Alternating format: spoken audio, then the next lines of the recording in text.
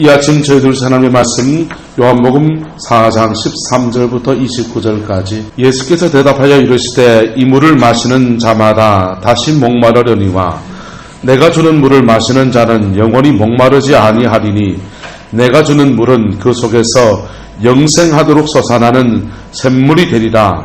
여자가 이르되 주여 그런 물을 내게 주사 목마르지도 않고 또 여기 물기르러 오지도 않게 하옵소서. 이르시되 가서 내 남편을 불러오라. 여자가 대답하여 이르되 나는 남편이 없나이다. 예수께서 이르시되 내가 남편이 없다 하는 말이 옳도다. 너에게 남편 5이 있고 지금 있는 자도 내 남편이 아니니 내 말이 참되도다. 여자가 이르되 주여 내가 보니 선지자로소이다. 우리 조상들이 이 산에서 예배하였는데 당신들의 말은 예배할 곳이 예루살렘에 있다 하더이다. 예수께서 이르시되 여자여 내 말을 믿으라. 이 산에서도 말고 예루살렘에서도 말고 너희가 아버지께 예배할 때가 이르리라. 너희는 알지 못하는 것을 예배하고 우리는 아는 것을 예배하노니 이는 구원이 유대인에게서 남이라. 아버지께 참되게 예배하는 자들은 영과 진리로 예배할 때가 오나니 곧 이때라. 아버지께서 자기에게 이렇게 예배하는 자들을 찾으시느니라. 하나님은 영이시니 예배하는 자가 영과 진리로 예배할지니라. 여자가 이르되 메시아 곧 그리스도라는 이가 오실 줄을 내가 아노니 그가 오시면 모든 것을 우리에게 알려주시리라. 예수께서 이르시되 내게 말하는 내가 그로다 하시니라. 이때 제자들이 돌아와서 예수께서 여자와 말씀하시는 것을 이상히 여겼으나 무엇을 구하시나이까 어찌하여 그와 말씀하시나이까 묻는 자가 없더라. 여자가 물동이를 버려두고 동네로 들어가서 사람들에게 이르되 내가 행한 모든 일을 내게 말한 사람을 와서 보라. 이는 그리스도가 아니냐 하니. 아멘.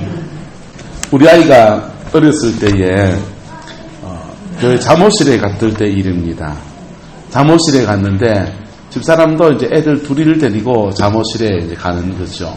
종인이 데리고 잠옷실에 가는데 잠옷실에 가니까 우리 애가 장난감을 들고 갔는데 옆에 애가 달라하는 거예요. 줘야 됩니까? 안 줘야 됩니까? 네. 큰 놈은 안 줄라 그러고 집사람은 목사님 애잖아요. 양보를 해야 됩니까? 안 해야 됩니까? 그래서 이놈아 나눠서 써야지. 친구끼리 나눠가지고 놀아야지 하면서 그 애를 울려가면서 장난감을 줬어요. 장난감을 주고 우리는 당연한 거 한 겁니까? 당연한 거 안 한 겁니까? 당연한 거 한 것이죠. 그런데 이게 어른 생각이라고. 누구 생각이라고요? 어른 생각이라고.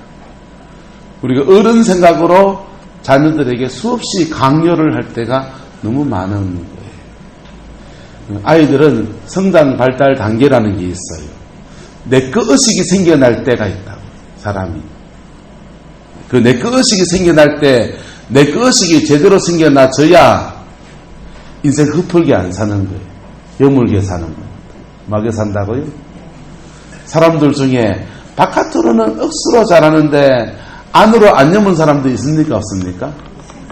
그런 사람들은요, 이 내꺼 의식이 생겨날 때에 뭔가 문제가 있는 사람들.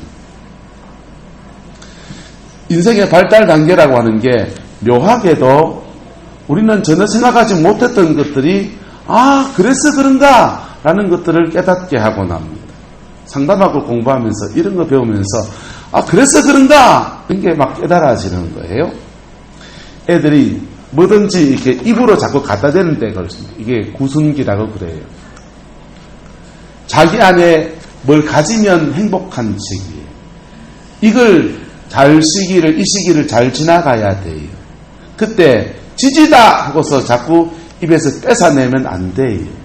뭐라도 공갈 딱지라도 자꾸 씹게 하고 입에다 뭐 물려줘야 된다. 그때 생겨나는 게 뭐냐? 자기 만족의 욕구예요. 내 걸 챙기고 내가 뭘 가지고 내 몸속에 뭐가 들어오면서 행복해지는 그런 마음들입니다. 여기에 자라나지면은 자기 물건, 내 거, 나의 것에 대한 애착이 생겨나는 거. 자기 애착이 생겨나지고 좀 더 확장되면 내 가족, 내 식구, 우리 엄마, 우리 마누라, 우리 교회, 우리 회사, 우리 나라 이렇게 자기중심적으로 이렇게 갖추어진 것을 기뻐하고 그것을 갖춰나가는 데 대한 즐거움이 생겨납니다. 사람이 그렇게만 자라면 또 이기적이잖아요. 그렇지 않습니까? 그런데 그 시기를 지나면 또 이 배변기가 있어요. 예? 배변기 때는 자기도 모르게 뭐 해야 됩니까? 먹었으면 싸야죠. 먹었으면 싸야 되잖아요. 먹었으면 쌉니다. 쌌는데 이놈아 어디 똥질 겼냐고 자꾸 혼내면은 이게 억압이 돼가지고 상처가 되는 거예요. 그때는 뭐 해야 되느냐? 잘 쌌다고, 아이고, 내 새끼, 누래, 황금도 잘 쌌다고, 공대 툭툭 두드려줘야 되는 거예요.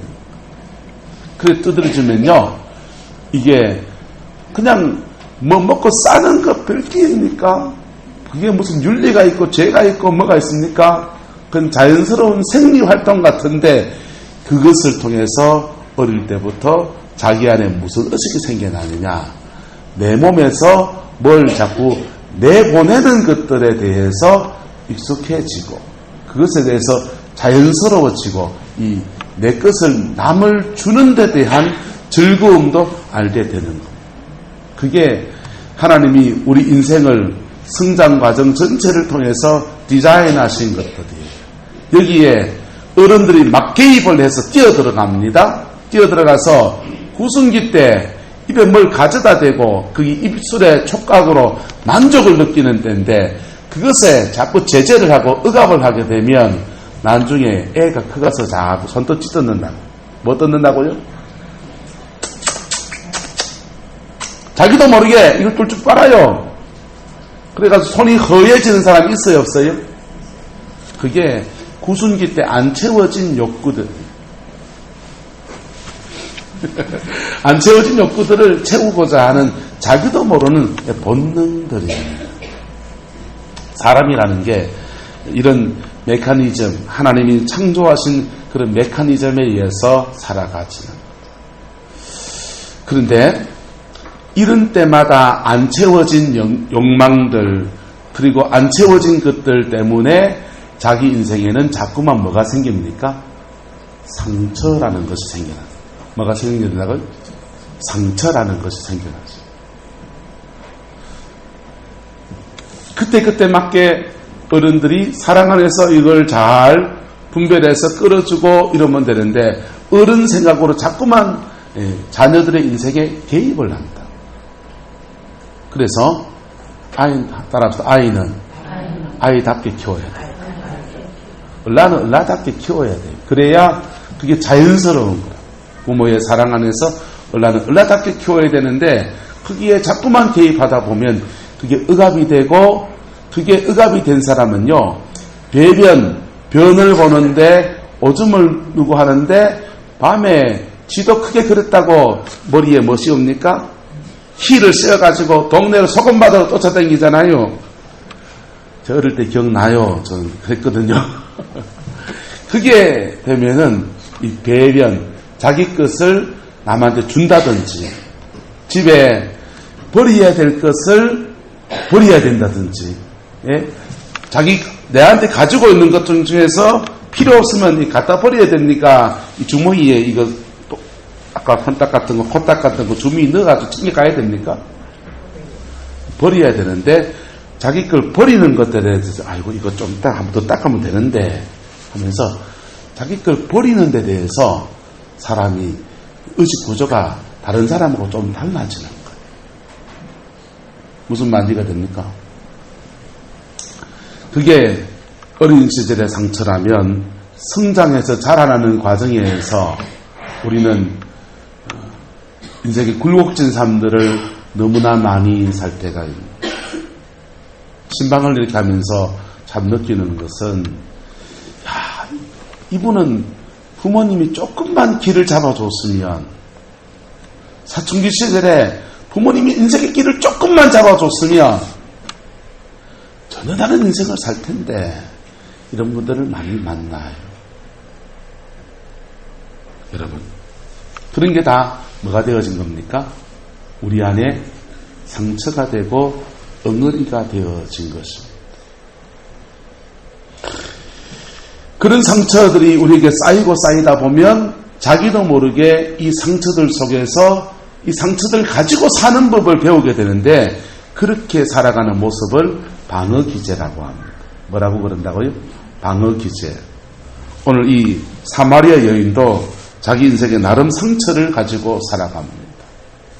이 여인을 우리말로 하면 사연이 많은 여자다 이래 말할 거예요. 뭐가 많은 여자다고요?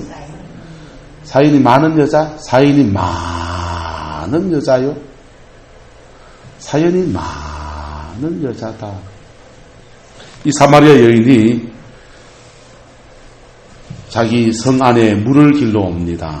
물을 길러 올 때에 요즘 같은 수돗물 틀면은 쫙 나오면 얼마나 좋겠어요.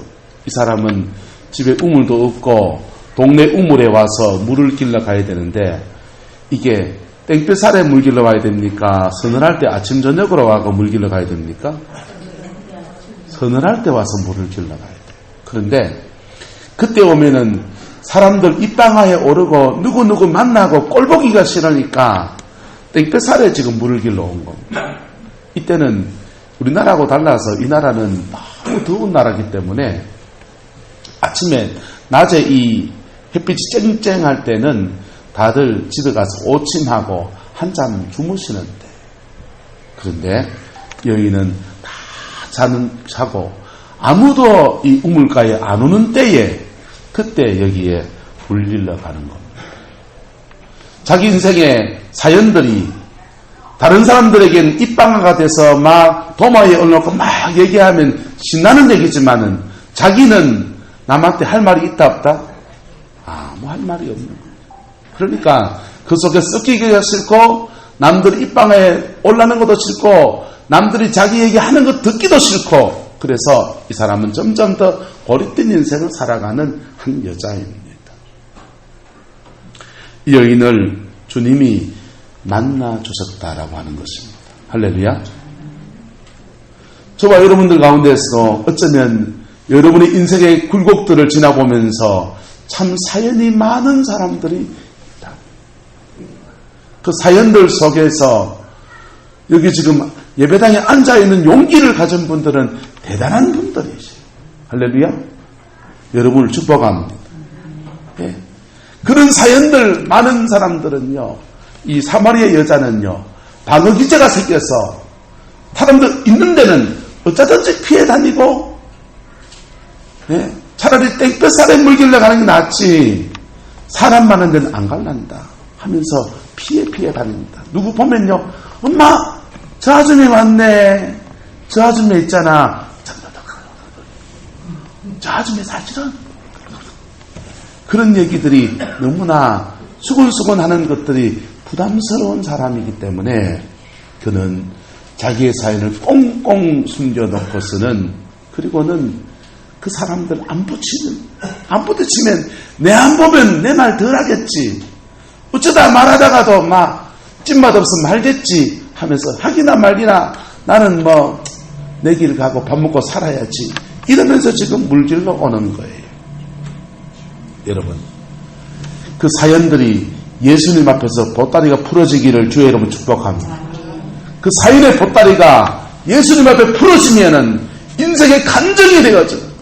뭐가 되어진다고요? 간증이 되어져요. 우리나라 사람들은 특별히 여성 동지들이 사연이 참 많았잖아요. 그 사연들이 너무 많았습니다. 세계 정신의학계에 한국 사람들에게 많이 발병하는 정신적인 질병으로서 등재가 된 게 있습니다. 그래서 그 병은 아예 한국말로 되어 있어요. 뭔지 아세요? 이거 어떻게 잘하시오? 화병이에요. 상처들을 안으로 자꾸 채이고 하다 보니까 이 채인 가슴을 어쩔 수 없이 그렇게 살아가면서 그것이 또 밖으로는 나타나는 게 방어기제로 나타나요. 뭘로 나타난다고요? 방어기제. 자기를 보호하려고. 그런 상처 속에서 살면서라도 자기의 마음을 위로하고 마음 붙이고 살아야 되니까 방언기제로 나타나요. 그래서 한국 여자들의 방언기제가 어디로 나타나느냐? 뭘로 나타나는 줄 아세요? 따라합시다. 자식 사랑. 누구 사랑이요?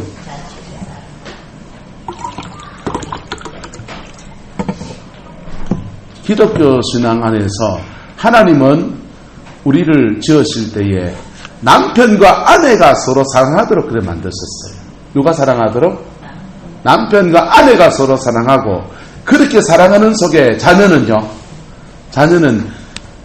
엄마 보면 안정감이 느껴지고 아빠 보면 안정감, 도망갑니까? 안 도망갑니까?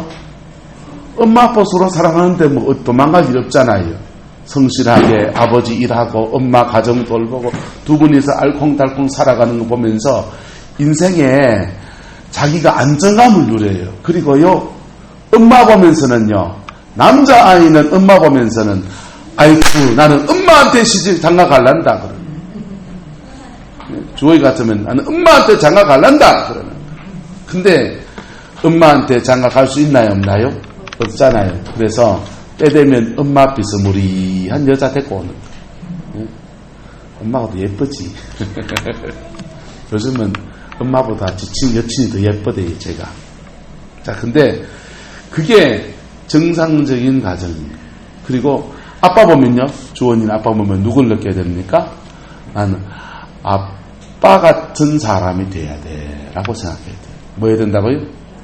나는 아빠 같은 사람 될 거야. 그러는 거예요. 그리고 자기도 모르게 기질도 성품도 이상하게 아빠 닮아가면서 그래 자라가요. 할렐루야. 이게 하나님이 세우신 건강한 가정의 법칙들이에요. 그 축복이 여러분의 가문 안에 이루어지게 되기를 축복합니다. 그런데 이게 남편 사랑, 아내 사랑 이게 얽혀지지 않는데 그래도 살아야 돼요? 안 살아야 돼요? 새끼들 때문에 살고 이래저래 살고 부모가 거짓 귀신대로 살아라고 그러니까 살기는 살아야 되는데 어디 마음 하나 붙일 데가 없으니까 개구쟁이 같은 신랑한테 속 붙이다가는 속만 터질 것 같고 잔소리 하다가는 그냥 한 대 빵 맞을 것 같고 하니까는 누구한테 자꾸 사랑 붙입니까? 새끼한테 사랑을 붙이는 거예요. 새끼한테 사랑을 붙인 사람들은요, 시어머님이 홀 시어머니가 되고 또 홀 아들을 둔 사람이 시어머니가 되면은 뭐가 되는 거예요? 네? 청산가부가 돼서 아들 하나만 바라보고서 살아온 사람들은 그 아들 너무 귀하게 키우지만은 그렇게 키운 사람들은 며느리가 들어오면 누구하고 경쟁합니까? 며느리하고 경쟁하는. 사연이 또 다른 사연을 만들어가는. 예? 아들은 엄마를 버릴 수 있어요, 없어요? 못 버려요. 어떻게 버려요? 우리 엄마가 날 어떻게 키웠는데? 예? 우리 엄마가 날 어떻게 키웠는데? 물동이 찍어서 동네 구박받으면서 그렇게 키웠는데, 없는 살림에 공부시키고 그렇게 키웠는데 하면서 엄마 못 버려요. 엄마를 버린다면 내려놓지를 못해요. 그러니까 엄마를 안 내려놓으니까 아내하고 자꾸 갈등이 생겨요. 아내와 갈등이 생기니까 아내는 니가 지금 붙들고 내가 사는 줄 아나? 또 누구 붙들고 삽니까? 또 아들 붙들고 살아가요. 그래서 자기도 모르게 사연이 또 사연을 낳아가는. 그게 쌓인 사람들을 한이 맺힌 문제, 한이 많은 사람이다. 그래 말하는 거예요. 그 한의 보따리가 예수님 안에서 풀어지는 은혜가 있기를 예수 이름으로 축복합니다. 저는 영화 보면서 참 가슴 아팠던 영화 중에 한 개, 감명 깊으면서 가슴 아팠던 영화 중에 한 개가 서편제란 영화예요. 여러분 봤습니까? 서편제 보면은 아버지가 소리꾼이잖아요. 북을 둥둥 치면서 소리꾼인데 자기 딸이 보니까는 소리가 좋거든. 소리가 좋은데 이 딸이 소리가 제대로 나려고 하면은 얘가 뭐가 들어가야 되겠다 생각합니까? 한이 되게 해야 됩니다. 예? 한이 베개고 이 그냥 감정이 확 실어진 그런 소리꾼이 돼야 이 제 인생을 소리꾼 제대로 된 지소리를 내겠다. 그래가지고는요, 그 딸애한테 한약 중에서 눈이 멀게 하는 약을 먹이잖아요. 그래가지고는 그 딸애가 눈이 멀었습니다. 눈이 멀고서 앞이 안 보이니까 인생의 우여곡절을 얼마나 많이 겪습니까? 얼마나 많이 인생의 우여곡절을 겪으면서 이 술집 가서 술집 여자가 돼가지고 이렇게 살고 저렇게 살고 그러면서 소리꾼으로 자라가는데요. 나이가 어느덧이 들어가지고는 소리를 쫙 뽑는데, 예? 스펜저 영화에 그 소리를 쫙 뽑는데 그 가락이 구성지고 거기에 자신의 뭐가 담겨 있고요? 살아온 인생에 한이 담겨가지고 쫙 뻗어지는데 사람들의 심금을 울리는 진짜 소리꾼이 되는, 참 가슴 아픈, 여러분은 그렇진 않겠지만은 부모가 돼서 아들의 자녀의 눈이 멀었으면 눈을 열어주는 길을 찾아야 되지, 그 눈을 멀게 하는 데서 그 한 속에서 뭘 찾게 하는 그런 게 참 너무 가슴 아픈. 근데 그게 우리 정서에 통한다는 게 또 가슴 아픈. 여러분, 이렇게 저렇게 우리 인생의 고비 속에서 한이 맺혀요. 그 한 속에서 자라왔고, 죄송합니다, 그 한 속에서 여러분이 인생을 이렇게 쭉 가면 이상하게 나도 모르는 사이에 그 한을 대물림 해준다. 뭐 해준다고요? 옛말에 못된 시어머니는 누굴 낳고요? 못된 시어머니 또 낳는 거. 부모와 자식, 자녀와 손주 이 사이에서 계속 이 한들이 대물림 되어지는 거예요. 근데 그 한이 누구를 만나면요, 예수님을 만나면 그 한 보따리는 부러지고 사단의 결박은 끊어지고 그 한 보따리는 바뀌어서 간증거리가 되어지는 것입니다. 오늘 본문의 이야기의 한 주인공도 한 여인도 바로 그와 같은 사람입니다. 이 여인은 남편이 5이 있었다 그랬어요. 남편을 5을 두게 된 사연은 구구절절이 잘 안 나와 있어요. 이스라엘 풍습에는 우리나라와 결혼 풍습이 좀 달라요. 그래서 맏형이 결혼을 했는데 전쟁에 나가서 죽는다든지 무슨 일이 생기다든지 병고가 생기면 둘째가 형수를 취해가지고 형수와 동침하고 사실혼 관계를 갖습니다. 그러다가 아들을 낳으면 그 아들을 형님 호적에다가 얹어주고 이 형수가 그때부터는 자기 부인이 되는 거예요. 그렇게 따지면은 5가지 이 가문 안에서 계속 남편을 갈아치우고 했는데 그때마다 남편이 죽고 또 죽고 했는데 그때마다 뭐가 태어나야 됩니까? 자녀가 태어났어야 그때부터 누가 있는 거예요? 자기 남편이 있는 거예요. 그렇게 해석하면 여인은 자기 어떤 욕망이나 성적인 욕망이나 창녀같이 살아온 삶은 아니에요. 그러나 그 나름의 한을 가지고 온 사람이고, 또 우리가 흔히 그냥 우리 눈으로 보기에 아이고 남편 갈아치우고 이 남편 갈아주고 저 남편 갈아타고 해서 그렇게 살아온 인생에서 바꾸었는지 어쨌든 그건 잘 몰라요. 어쨌든 뭐가 많은 사람이라고요? 사연이 많은 사람. 아마도 여러분의 사연거리는 이 사마리아 여성의 사연거리에 되면은 세반의 무좀일 줄 몰라요. 근데 이 여인을 아무도 만나주지 않고 혼자 떨어져서 상처 더 이상 받기 싫고 그냥 내인데 내 입술에 그냥 밥술이나 먹고 살다가 그냥 이렇게 인생 쓰러질 인생에게 주님이 찾아와 주셨습니다. 그리고 이 주님이 찾아오셔서 여성에게 말을 거시고 만나주시는 거예요. 할렐루야. 그 만나주시고 이 만남이 제대로 스파크가 일어나는 만남으로 바뀌어집니다.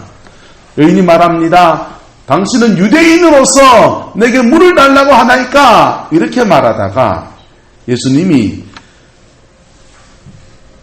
이 물을 마시는 자마다 다시 목마르느니와 내가 주는 물을 마시는 자는 영원히 목마르지 아니하리니 이는 너의 속에서 솟아나는 샘물이 되리라 라고 말하니까 깜짝 놀라가지고 물 길러 오고 싶어요? 안 길러 오고 싶어요?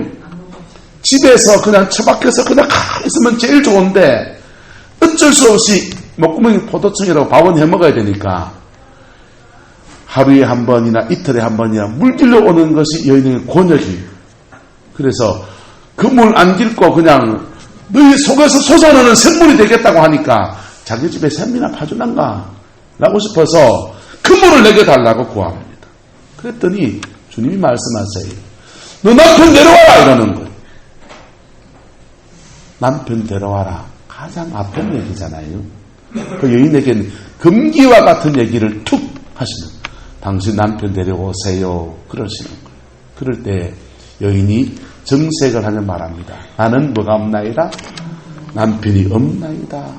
있는 것도 시원찮은다 이 말이든지 남편 구실 지대로 못한다 이 말이든지 아니면은 형수치수로 말한다면 아들을 낳아서 누구 호적에 올려줘야 돼요?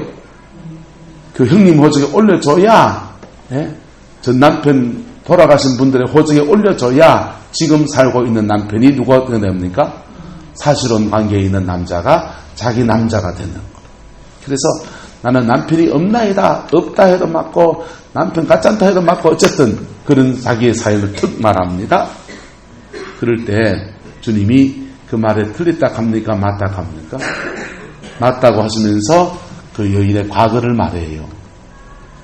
네게 남편 5이 있었고 지금 있는 남자도 네 남편이 아니까 네 말이 맞다 안 맞다? 맞기는 네 말이 맞네 이런 거죠. 그러니까 여인이 예수님에 대해 인식이 바뀝니다. 이제 보니 누구로서이다? 선지자로서이다.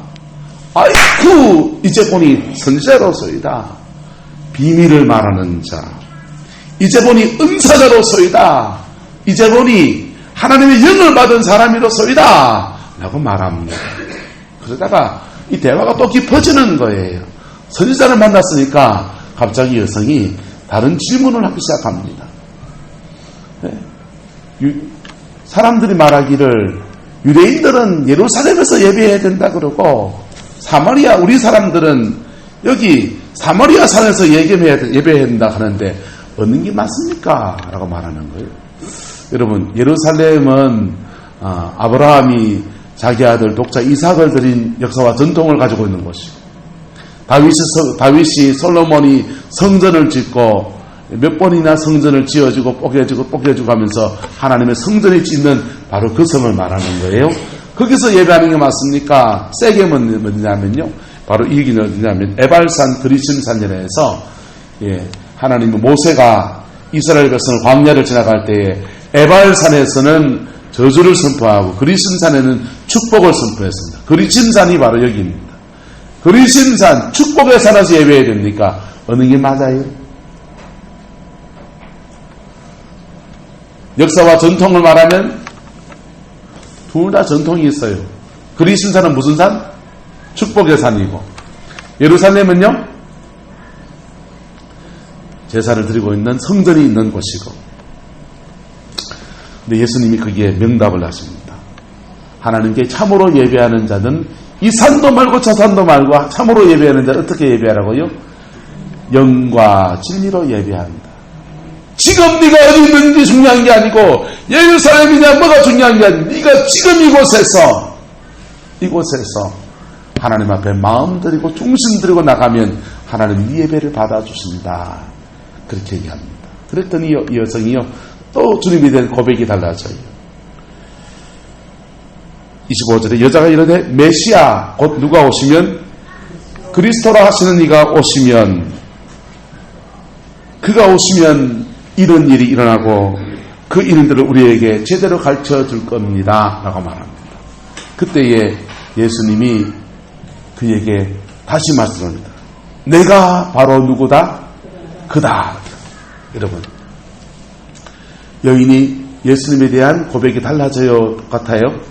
달라지는 거예요. 처음에는 유대인 남자, 두 번째는요 선지자, 은사자, 세 번째는요 메시아, 그리스도라고 고백하기 시작합니다. 여러분, 우리가 여인이 큰 변화를 맞이하는데 두 가지 중요한 요소가 동시에 존재해요. 여인이 자신의 사연을 고백해야 돼요. 뭐 해야 된다고요? 고백해야 돼요. 여러분, 여인이 자기 한스러운 이야기들을 누구한테 고백해야 됩니까?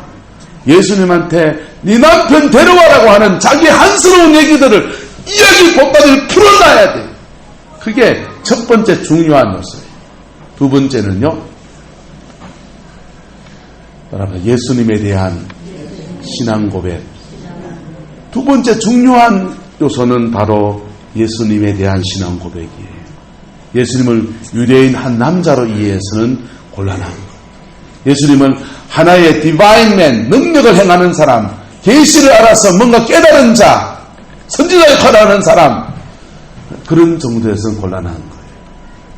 귀신을 쫓아서 병 고치는 능력과 은사를 가진 자, 그 정도는 곤란한 거예요. 그분이 누구여야 합니까? 메시아. 할렐루야.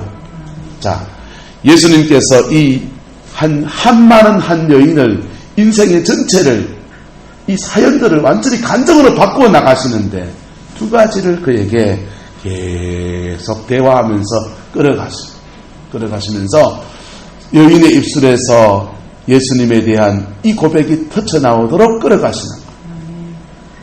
여러분, 예수님은 대화의 명수이시다. 예수님은 대화의 명수예요. 이 여인이 말주민이 제대로 읽겠었겠어요? 공부를 많이 했겠어요?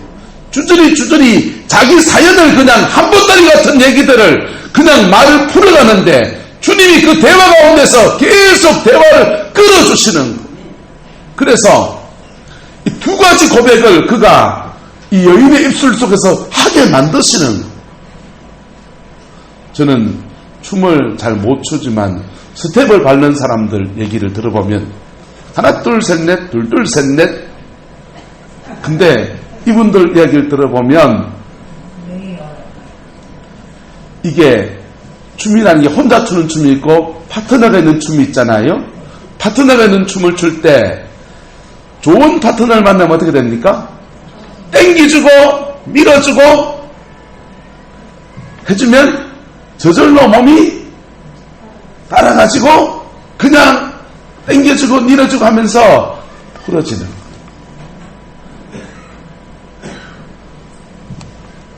탁구 같은 걸 배워도요, 탁구를 전 잘 못 쳐요. 잘 못 치는데 여기서 때리면은요, 저쪽에서 받아주기 시작하면요, 탁구를 배우시기 원하시면 신혜련 자매한테 가시면 되겠습니다. 자, 아마 혜련 자매가 정도 되면 그 정도 되겠죠. 저 자매는 운동선수 출신이니까. 치면요, 탁 치면은 저쪽에서 대충 빗 맞아가지고 엉뚱한 데 떨어지는 것도 지대로 받아줍니까? 안 받아줍니까? 받아주면요, 그 다음에 잘 칠 수 있도록 공을 위치에 줘야 하죠.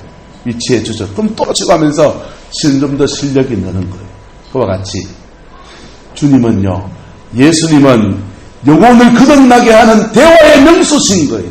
그래서 우리가 입술을 열어서 무슨 얘기든지 하기 시작하면은 그분이 그 대화의 주도권을 잡고서 막 끌어가시기 시작합니다. 여인은 다친 마음 가지고 왔어요. 누구도 만나도 말하고 싶은 마음이 아니에요. 그런데 예수님이 말 거는데 그 말을 섞기 시작하고 대화를 하다 보니까 자기 얘기 주저리 지금 다 풀어놓은 거. 다 풀어놓고, 그리고 자기 얘기는 다 풀어놓고, 그리고 누구에게? 예수님에 대해서는 고백하기 시작하는 거. 할렐루야. 그랬더니요, 여인의 그 수많은 사연들이 이제 간증으로 바뀌어지는 거. 그래서 성경은 말합니다. 29절에 내가 행한 모든 일을 내게 말한 사람을 뭐라고 합니까? 와서 보라. 여러분, 간증이 뭐예요? 내가 행한 모든 일들을 내게 말하고 내가 행한 모든 일들 속에서 간섭하신 그분을 와서 보라. 이게 간증이잖아요. 사연들이 이제 바뀌어서 신앙의 간증이 되고 복음을 전하는 사람이 되고요. 그의 영혼 속에서는요, 물동이를 버려두고 갔다 그랬어요. 뭐하러 왔습니까? 물 들어왔잖아요. 물 들어왔는데 그의 영혼이 예수님을 제대로 딱 만나고 나니까 영혼의 갈급함이 해결되어졌어요. 영혼 속에 생수의 샘이 뻥 터져버리는 거예요. 그러고 나니까 세상에 끌떡거리는 것도 사라지고요. 예? 자기의 영혼을 가리고 있던 지키려고 마음을 지키려고 자기 나름대로 쳐놓았던 방어기제도 그쳐버리고요. 사람들을 두려워하는 그 방어기제도 그쳐버리고 사마리아 성에 뛰어들어가서 지금 한낮이고 다 자고 있잖아요. 오침하고 있는 사람을 다 둘러 깨워가지고는 외치기 시작합니다. 메시아가 왔다고 해요. 예수가 왔다는 겁니다. 할렐루야. 예수를 제대로 만날 때에 바로 이러한 일이 일어나게 되는 것입니다. 그리고 주님의 말씀이 그의 영혼에 이루어지는데요. 아버지께 참으로 예배하는 자는 이 성전에서 해야 됩니까? 집에 가서 해야 됩니까? 저 산에 가서 해야 됩니까? 어디 가서 해야 됩니까? 아니요. 장소가 중요한 게 아니고 어떤 마음요? 성령 안에서 영과 진리로 예배하는 자의 예배를 하나님 받으신다. 진정한 예배를 드리는 사람이 되고 그 예배 가운데서 넘치는 쏟아지는 하나님의 은혜가 그의 영혼을 채우는 그 역사가 그의 인생에 이루어진 겁니다. 이 예수님 만나기 전에는요, 아마도 형수치수에 관한 얘기로 하자면은 이 여인은 남편을 5을 거치면 사실혼 관계를 5명 거치면서 자녀를 한 명도 생성하지 못하는 사람이었습니다. 그런데 주님과의 만남의 사건 이후에 사마리아 성에 들어가서 영적 자녀를 수없이 낳고 영적 자녀를 수없이 하나님 앞에 드리는 믿음의 역사가 일어나게 됩니다. 할렐루야. 사람을 두려워했던 자가 사람을 두려워하지 않게 되었고 자기 영혼 속에 넘치는 하나님의 감격 때문에 그렇게 남은 인생을 살아가는 축복의 사람이 되어진 겁니다. 아마도 이 여인이 이런 은혜를 받았어도 인생 가운데 또 상처를 받을 수많은 사건과 개연성은 여전히 존재해요. 예, 여전히 존재해요. 세상은 그렇게 넉넉한 게 아니기 때문에. 그렇지만 내 영혼 속에 솟아나는 생물을 가진 사람은요. 자기 영혼 속에 뭘 가진 사람은요? 솟아나는 생물을 가진 사람은요. 다른 사람이 주는 상처를 대하는 방식이 달라지는 거예요. 예? 전에는 상처받을 일이 생기면 그냥 자기 스스로 보분이 못 챙겨서 막 그런다면은 이제는 그것을 웃고 넘어갈 수 있는 믿음의 사람이 되어지고 극복하는 방법이 달라지는 거예요. 여러분, 교회는 오랫동안 인간의 죄를 지적하고 그 죄에 대해서 회개하라고 얘기했습니다. 맞아요. 십자가에 피 묻은 진리 앞에서 우리가 지은 죄를 회개하고 거듭나야 돼요.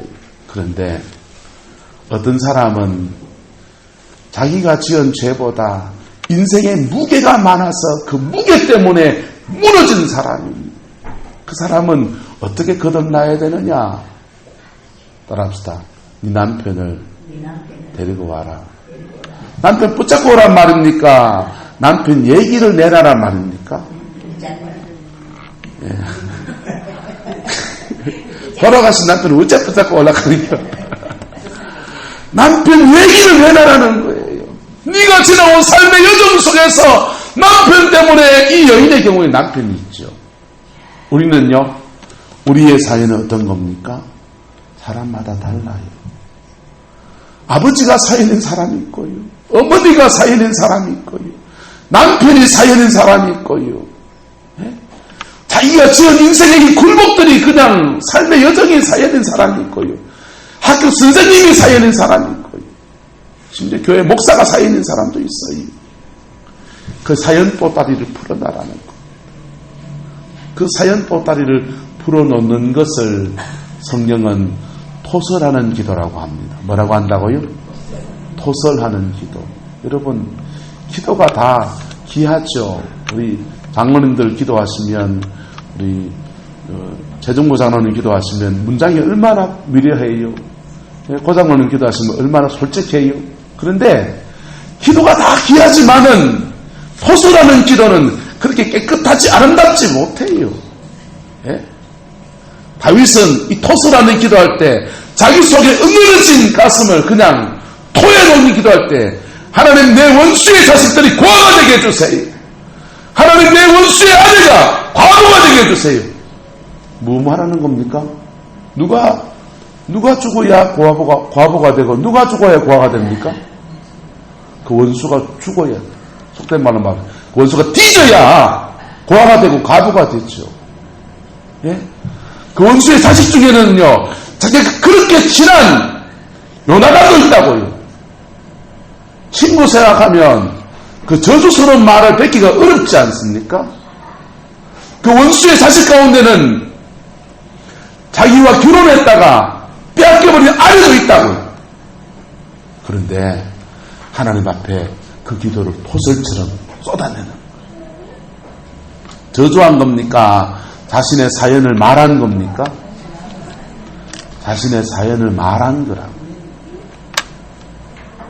하나님은 그 사람의 행한 대로 갚으셔서 결국은 사울이 죽긴 했지만은 다윗이 저주해서 죽은 건 아니라고요. 하나님은 우리가 누구를 저주하고 있는지, 내 속에 있는 불편하고 힘든 마음을 말하고 있는지 아시는 분이세요. 예, 그것도 구분 못할 것 같아요. 하나님은 아시는 분이시다고. 그래서 그 이야기 보따리 다윗이 다 풀어내고 나니까 마음이 뭐해집니까? 시원해지는 거예요. 마음이 뭐해진다고요? 시원해지고 영혼 속에 뭐가 솟아나고요? 생수가 뻥 솟아나는. 다윗이 사울이 가지지 못했던 영혼의 생수가 뻥 솟아나는 거예요. 다윗은요, 사무엘을 통해서 성령의 기름 부음 받을 때 불같은 성령이 임한 사람이에요. 그런데요, 그것은 누가 성령을 부어준 거라고. 누가 뭐 해준 거라고요? 부어준 성령. 그런데 내 속에 솟아나는 샘물은 똑같아요, 달라요? 다르지요. 보세요. 여기 물 떠왔습니다. 이 물 다 먹으면 물 있어요, 없어요? 없잖아요. 요건 떠온 물이라고. 솟아나는 샘물은요, 한 바가지 보내면 또 올라오고, 한 바가지 보면 또 올라오고, 한 바가지 보면 또 올라오고. 할렐루야. 여러분 영혼에 솟아나는 샘물이 있기를 축복합니다. 내 영혼 솟아나는 샘물이 있으면요, 클클한 인생을 살아갈 때에, 답답한 인생을 살아갈 때에, 막힌 인생을 살아갈 때 그 물 솟아나면 내 영혼 마셔요.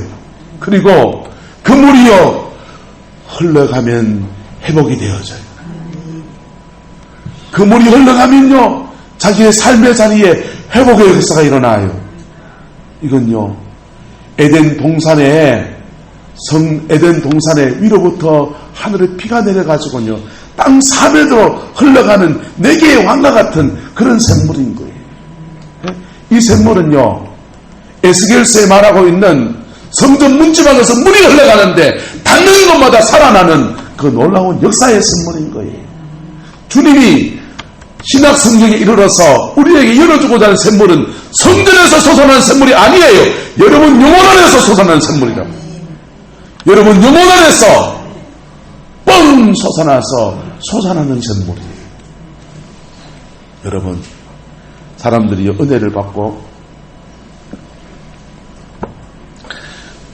포항에서 성령사역을 이렇게 막 하다가 보면요, 이 교회 저 교회 사람들이 갈급해서 막 쫓아와요. 중앙교회 교인도 오고, 장성교회 교인도 오고, 제일교회 교인도 오고, 그 사람들이 막 쫓아와요. 그런데 한 바가지 마중물 부어주는 것밖에 사실은 못해요. 진짜는 뭐가 솟아나야 됩니까? 내 안에서 솟아나야. 뭐가 솟아난다고요? 내 안에서. 주님은 살아계신 분이시고, 주님은 여러분의 영혼을 한 명 한 명을 따로따로 만나주시고 만져주시고 회복시켜주시는 분이십니다. 그분 앞에 여러분의 사형 보따리 풀고 나가면 거기에서, 그 사형 보따리에서 생수의 샘이 뻥 솟아나는, 그 샘이 솟아나기 시작하면요, 내 영혼은 해갈되어지고요, 나의 방어기제 꽁꽁 숨겨놨던 것들은 풀어지고요, 내 스스로 물꼬를 터서 물이 흘러가면서 함께 예수님의 영광을 이루어가는 놀라운 은총의 삶이 이루어지는 것. 그 사연 보따리 그냥 쌓아두면요, 사연 보따리 쌓아두면 그 사연 보따리대로 망하는 인생을 계속 살아가요. 그 사연의 과거 속에서 계속 과거에 묶인 인생을 살아가는 거예요. 부모로부터 사연이 있는 사람들은요, 이상하게 또 자식과 사연을 맺어가요. 따라서 사람은 배운 대로 못 산다. 여러분 배운 대로 살면요, 초등학교 1학년 때 배운 걸로 다 끝나요. 배운 대로 살면요, 교회 다니면서 성경 말씀 한 구절 붙들고서 그냥 살면 다 사라져요. 그런데 이거 들었다고 사라집니까? 배운 대로 못 살고 뭘로 사느냐? 따라서 사람은 본대로, 느낀 대로, 경험한 대로 산다. 요해요. 사람은 이상하게 경험한 대로 삽니다. 이 경험을 주님이 갈아엎어 주신다. 갈아엎어 주셔서 새로운 경험으로 이끌어 주시고 사연을 바꿔서 간증이 되게 하시고 영혼 속에서는 영혼이 함께하는 영생하는 샘물하는 솟아나는 샘물을 주시고 그 복을 오늘 이 여인에게 허락해 주신 겁니다.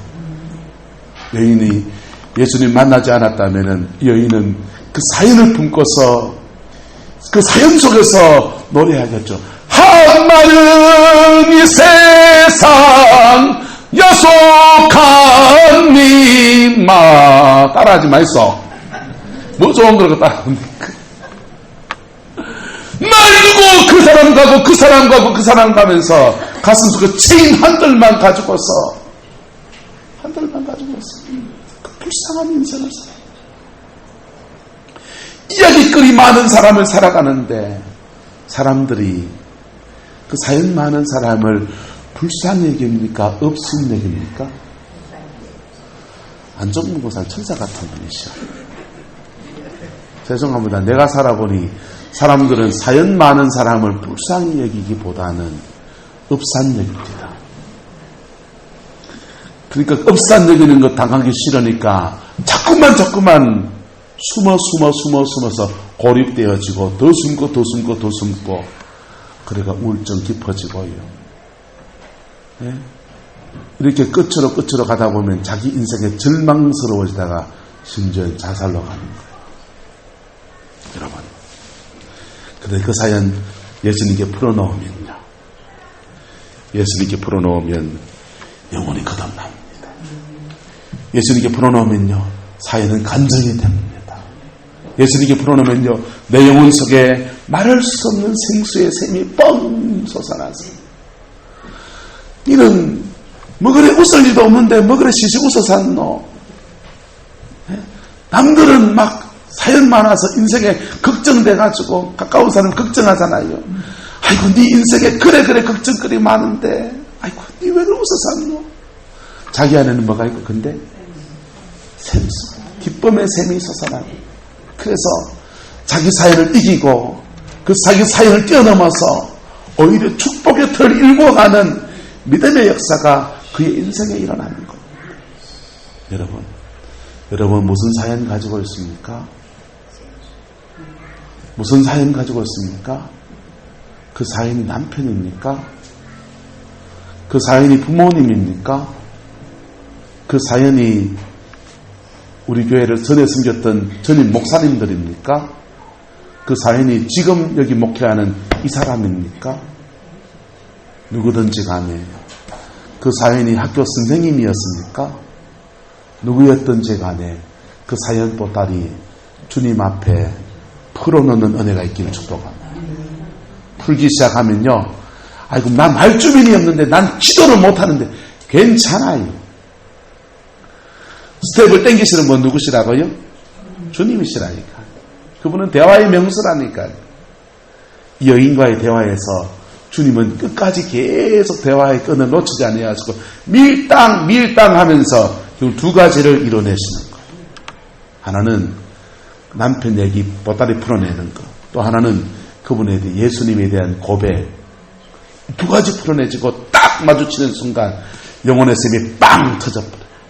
그리고 자기 영혼은 누구를 바라고 저 영원한 천국을 향해 가는 믿음의 여정을 걸어가는 놀라운 축복의 사람이 되었어요.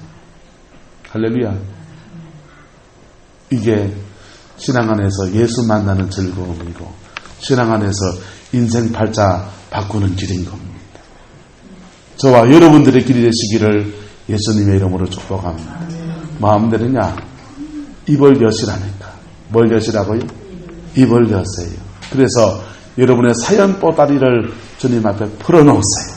주님 앞에 풀어놓을 때 주님은 영과 진리로 예배한다는 말이 뭐냐면요, 성령님 의지에서 정직함과 진실함으로 나갈 때에 주님이 그의 기도를 들으시고 그의 간구를 들으시고 그 대화 속에서 계속 끌어내시면서 결국은요 이 은혜가 이렇게 하시는 거예요.